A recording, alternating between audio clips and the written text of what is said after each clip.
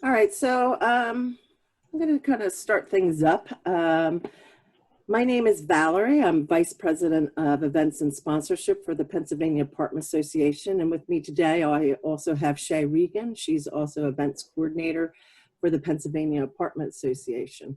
I want to thank everybody for coming today. We're really super excited. This is our kickoff and our first of many of our FYI Fridays series. Every Friday at 10 a.m. we're having a free webinar, and we're so excited that you came and joined us today.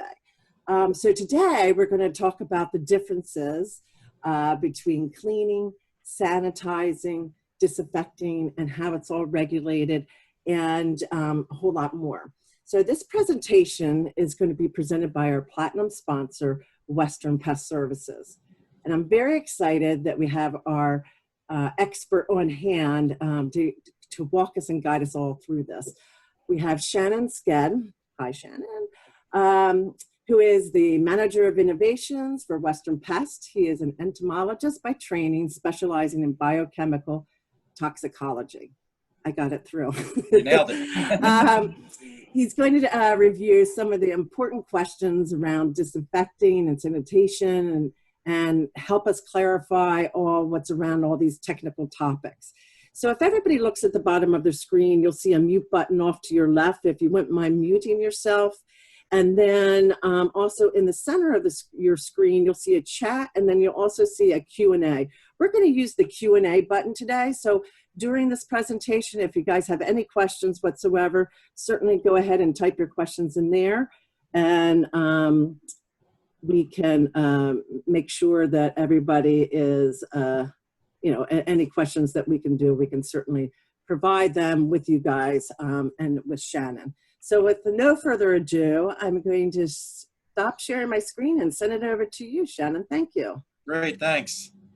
All right, let me share mine. I think I got it up and running. All right, can we see that okay? Perfect. Perfect. All right.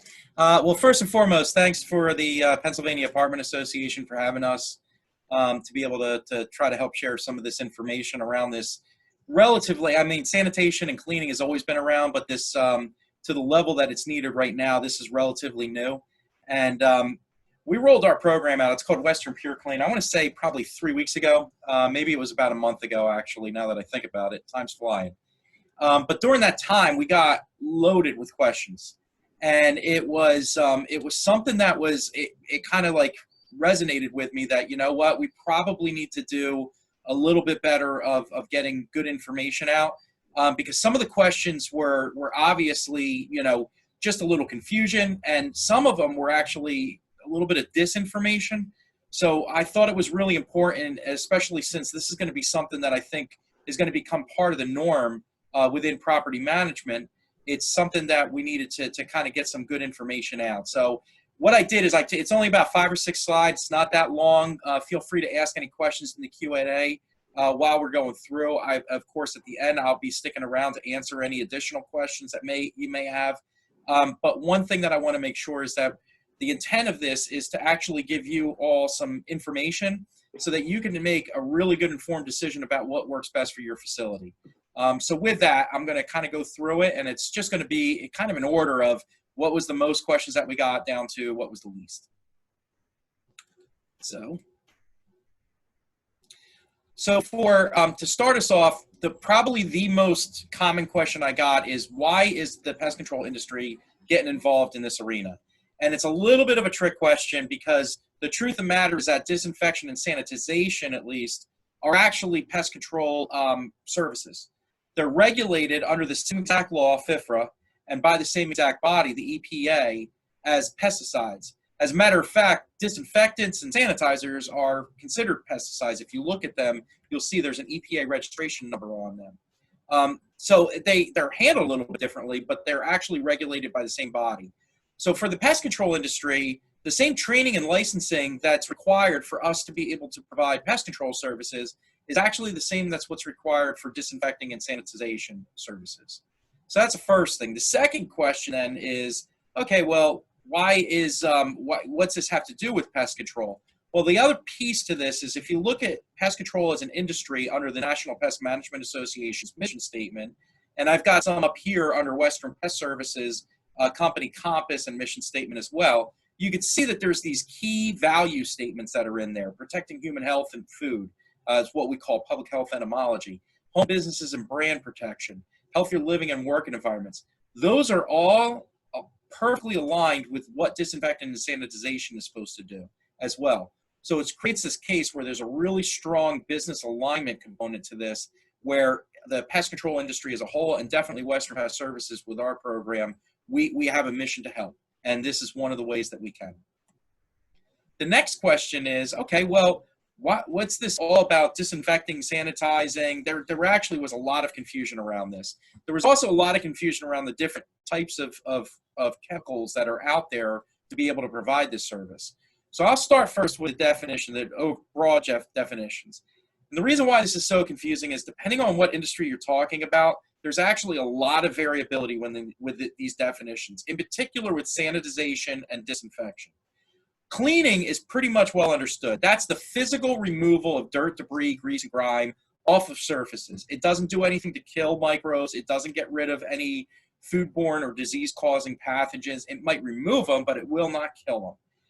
Disinfecting and sanitizing are both involved with killing those microbes that cause those illnesses. Sanitization, we use the CDC and FDA's definition of it, and sanitization is actually bringing those microbes down to a level that's considered safe by some type of governing body, usually a federal body, but it could be a local or state body, regulatory body as well. Unfortunately, when it comes to SARS-CoV-2, the causal agent of COVID-19, that doesn't exist. So because of that, we're doing just a full disinfection service.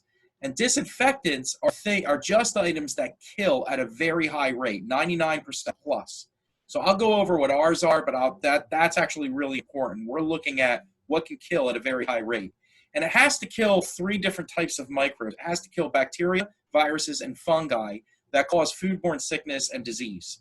So I have those represented here. On the left, bottom left is E. coli. In the middle is a fungal pathogen. Tricha, and on the right is actually the SARS-CoV-2. The cause, I think everybody's familiar with that. That's a causal agent of COVID-19, that picture. It does differ from residual mold treatments and those that just target 2 different types of foodborne pathogen bacteria. There's things out there that have claims of 30, 60, 90-day residual activity, and everybody's jumping on board of that, which is great. However, it doesn't do anything for viruses. What those things do, those are called microbiostatics, and they really target molds and bacteria that cause odor and 2 species that cause foodborne pathogens that I've been able to find. All of the research that I've looked at, there has been nothing that's been in addition to that. And what those do is they leave a polymer coat on top of the surfaces that prevent fungus and bacteria from reproducing and growing. Unfortunately, viruses do not reproduce that way. They reproduce inside of its host. So there's no way that that's actually going to cause that same type of residual activity to prevent viruses from reproducing. Unfortunately for us, disinfectant is a one-time, one-shot type of service. Especially for the viruses, there is no residual that we've been able to find so far. So it might be something that comes out on the market soon enough, but for now, it's something where it's a disinfectant at the time of service. So then it goes into, okay, what products are out there? And I'm just going to focus on why we chose, and hopefully this will give you some really good information, why we chose the product that we chose. So there are different chemistry classes that are out there. There are alcohols, phenols, peroxides, all different types of stuff. The vast majority of disinfectants that are on the market are what's called quaternary ammonia compounds, quats or quacks for short. And the EPA, when this pandemic started, the EPA said, you know what, we're not going to wait for the registration process because that could take months for all these labels to be updated. We're just going to create a list of things that we say meet the criteria to fight SARS-CoV-2, the causal agent of COVID-19. So we started out with that limited list. Now, at the time that we were looking at this, there was only 100, maybe 200 or so products on that list. Probably 90% of them are quaternary ammonias, and this is something that you can Google and look at yourself anytime. Currently, there's 402 products on that list, and so we wanted to see, what other attributes are out there outside of it's just on this list. That's important. We need to have that, but that's kind of a starting point. The next thing that we needed to look at is how effective is it at killing all these different types of microbes. And so we chose a product that has a very high kill rate. We wanted to make sure that we have that as an added assurance. So the label rate on this is 99.999% for almost 50 different types of disease and foodborne microbes. Those are, again, those 3 different types, viruses, bacteria, and fungi. And you could read the different types that are on here already. So it meets those 2 criteria, which means, in a nutshell, we wanted something that was very powerful. And so we found a handful of things that were very powerful. The next thing was human safety, environmental safety, because that's actually really important as well. What we don't want to do is be putting a bunch of danger, poison compounds out there unnecessarily if there's other things that we can use that are just as effective, but don't cause the same type of risks. And so what we chose was something that has a toxicity category 4 by the EPA. That's their lowest toxicity category. It basically means it's practically non-toxic and not an irritant. It's also listed as D2 by NSF International, and that's a food grade certification body. And basically what that means is after the product is dried on food prep surfaces, you don't have to rinse, wash off, or wipe down. It's actually safe to use that surface again after it's been dried. It's just a level of safety that we were looking for. And the last thing is we wanted something that did not have no ozone-harming volatile organic compounds, or VOCs. Those are those pungent odors that can actually cause irritation and whatnot. And it also, of course, damages the environment. What we ended up with was, out of 402 products, there was 2 products that had all of these 5 attributes, and we chose one that actually, working with a manufacturer, that made most sense for what we wanted to do. Because the next piece on this is not only what product gets chosen, but also what's your process? How do you actually apply it? And so there's a lot of different information around there on these as well. So I'm going to clear this up a little bit for the way that we do it and why we ended up doing it this way. There's a 3-step process: preparation, wipe down, and misting, in short. The preparation is needed because we will be wetting everything that's out there. Any good disinfection service is going to have, everything is going to be getting wet. All hard, non-porous surfaces are going to be getting wet. So things like papers or pictures that aren't covered with glass, those things need to be stowed away. The other thing is that a general cleaning needs to be done. Now remember, with cleaning, it's getting rid of the dirt and the dust, the debris that's sitting on the surface. The reason why that's so important is the products that are applied have to touch those surfaces in order for it to reach where those microbes are. And where those microbes are is on the surface itself. If there's dirt, debris, grease, and grime that's sitting on top of the surface, it could actually block the application from reaching those microbes. So we do need to have a general cleaning. Then we could start with our part of applying, which is a 2-step process. One is wiping down, and the second is misting. Now we do this. I'll talk about the second one first. The misting is actually done with a backpack applicator. The product that we have has 2 different chemistry classes in them, and one of them is actually just naturally positively charged. And because of that, we don't have to use an electrostatic sprayer. What's more important for the product that we're using is actually the particle size and the rate of flow that comes out. So we use applicators that actually measure that for us, because at the end of the day, what's most important is that everything stays wet for 10 minutes. And that includes these high touch point areas. If you look at any research on where these pathogenic microbes sit in the environment, disproportionately, they're usually on these high contact, high touch surface areas. So things like light switches, phones, keyboards, things like that, where people touch on a regular basis. That's where that's where cross-contamination risk is most high. So the other thing that we do before we even mist is we're going to actually do a wipe down. And the reason why we do a wipe down, we saturate a microfiber cloth and actually we'll wipe down the keyboard. We'll wipe down the inside, outside, underside, and backside of a door handle. The reason why we do that is if you think about an application, that mist is going to settle on the top and at the front of those surfaces. However, microbes can actually be sitting on the underside or the backs of those surfaces as well. So in order to make sure that we reach that 99.99%, not 999% effective kill rate that's labeled, we want to make sure that we're doing a wipe down as well. So that's our process. And the process is all about making sure that we get the product using the right equipment and the right processes to the microbes to make sure that we get those high kill rates. Once that's all done, we're done. Basically, there's no wipe down, rinsing, or wash down that's needed at the end of this. All those surfaces are safe. Just to be completely candid with everybody, one thing that we have seen that you probably will want to be aware of is on certain surfaces like glass and mirrors, you might see a residual film left over afterwards. You might want to have that wiped down for aesthetic purposes, but it's not necessary for safety purposes, at least with the product that we're using. There are lots of products where wipe down and washing is needed, especially with those high concentration quaternary ammonia products, which is the most of them that are out there. It's also the same great service that you get from your pest control provider. So with Western Pure Clean, if you already are used to using Western Pest for your services, the value that you get from your technicians that have been coming in for years or decades to your facility, they're the same ones that are going to be offering this service to you. So you get that kind of added assurance that you have somebody that's already familiar. And the last piece is the benefit. You get the assurance that your environment has been disinfected. As a matter of fact, we're offering a certificate of disinfectant. It's a document that you'll be able to hold and house that basically says that your environment was disinfected on this date and time. That's really important because at the end of the day, with making sure that you actually document what gets done, you're going to want something that actually can protect you and you can hold and keep to say that your area was disinfected. So that's it. I'm hoping that helped address some of those questions that were out there. Why pest control is involved in this? What is this whole thing with residual products? And why are we doing wipe down? Why are we doing misting? Why do we use the applicators that we use? All of those questions are really important. And of course, every program is going to be a little bit different. I'm hoping that by kind of going through some of those big questions and explaining what our decision process was in designing our program, it might have helped so that you can make an informed decision.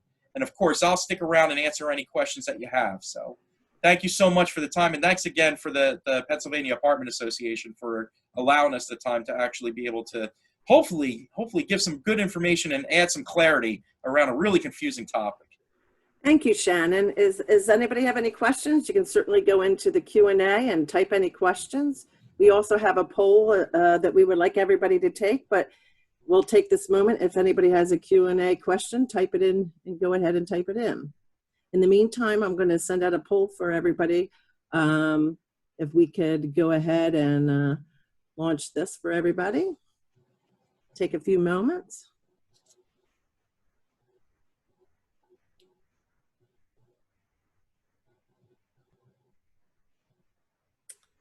And then we have a second question. I think, thank you, everybody. I appreciate that.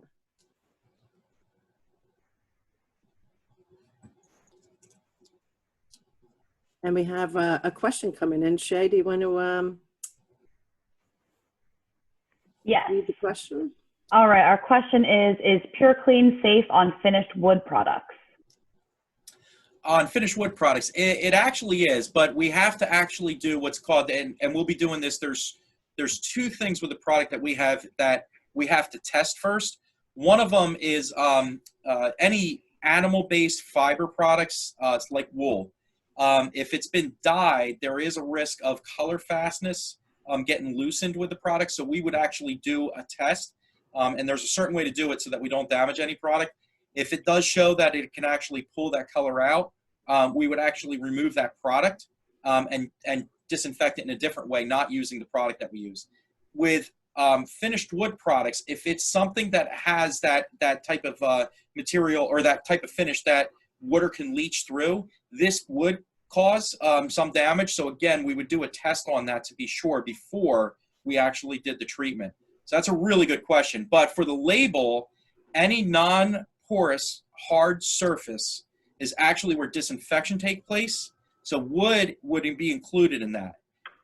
If it's something that you're not worried about it or anything like that, I would leave it in just to make sure that it gets disinfected. But if it is, say, an antique or some piece of equipment, some piece of furniture that has value to it, that might be something that we need to test and make sure before we even try. Awesome. Okay. We have another question. Yeah. How do you charge for this service? By the square foot? That's a great question. So and this is, I can only talk about our system and what I've seen. So the way that I've seen it where it's a per rata pricing. I've seen it where it's just a flat square foot, regardless of the market. The truth of the matter is that it's based off of time and materials. And we do use a square foot, but that square footage changes based on the environment. So for example, if we were doing an office conference room, there's nowhere near as many touch points in that area as there is, say, in an apartment or somebody's home where there's tons of touch points. So the per square foot rate would change a little bit based off of that. Basically what we do is we ask for the total square foot of the area. We put it into an estimator. The estimator has a bunch of coefficient calculations in it, and that actually gives the salesperson, whether it's an account executive or a sales representative, the ability to kind of ballpark that. And then, of course, the larger the area, you get those scales of efficiencies, that would bring it down as well. So it's not a flat per square foot, because we want to make sure that we're offering the best value added cost that we possibly can for any bid that we put out.